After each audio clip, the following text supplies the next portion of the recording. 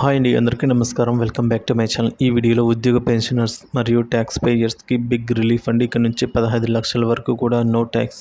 So మరి ఆ వివరాలు అయితే పూర్తిగా ఈ వీడియోలో ద్వారా తెలుసుకుందాము. వీడియో ఎక్కడే కానీ స్కిప్ చేయకుండా ఎండ్ వరకు చూడండి, అప్పుడు పూర్తి ఇన్ఫర్మేషన్ అర్థమవుతుంది. అలాగే వీడియో నచ్చినట్లయితే లైక్ చేయండి. బడ్జెట్లో ఆదాయపు పన్ను రేట్లలో మార్పులు. సో ఆదాయ పన్ను రేట్లలో ఇప్పుడు మార్పు అండి, ఇన్కమ్ ట్యాక్స్లో. సో బడ్జెట్లో ఆదాయపు పన్ను రేట్లలో మార్పు ఉండొచ్చని సంబంధిత వర్గాలు తెలిపాయండి. వినియోగం పెంచడంపై ప్రభుత్వం దృష్టి సారిస్తుంది అని తెలుస్తోంది. కేంద్రంలో మూడోసారి అధికారంలోకి వచ్చిన మోదీ సర్కారు జూలైలో పూర్తిస్థాయి బడ్జెట్ ప్రవేశపెట్టనుంది. ఎన్నికల ముందు భాజపా ఆశించినట్లుగా సొంతంగా విజయం సాధించకపోగా ప్రభుత్వాన్ని నడిపే విషయంలో మిత్రపక్షాలపై ఆధారపడవలసిన పరిస్థితి ఇప్పుడు.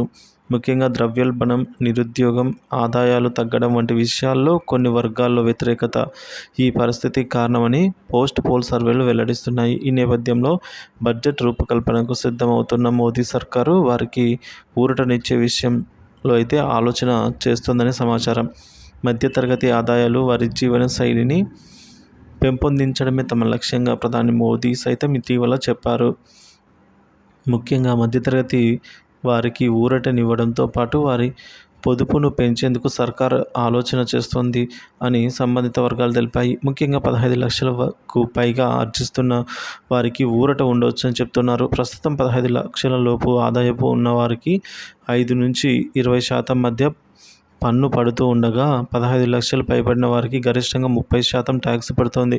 అలాగే 10 లక్షల వార్షిక ఆదాయం పైన పన్ను రేట్లు తగ్గించే యోచన చేస్తోందని సంబంధిత వర్గాలు తెలిపాయండి. సో కొత్త ఆదాయపు పన్ను స్లాబ్ గురించి చర్చ జరుగుతుందని చెప్పేసి పేర్కొన్నాయి.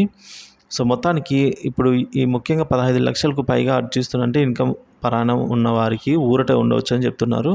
15 లక్షల ఆదాయం ఉన్నవారికి 5 నుంచి 20% మధ్య అయితే ఆదాయపు పన్ను పడనుంది. సో 15 లక్షలు పైబడిన వారికి గరిష్టంగా 30% అయితే ట్యాక్స్ కట్టాల్సి వస్తుంది ఫ్రెండ్స్.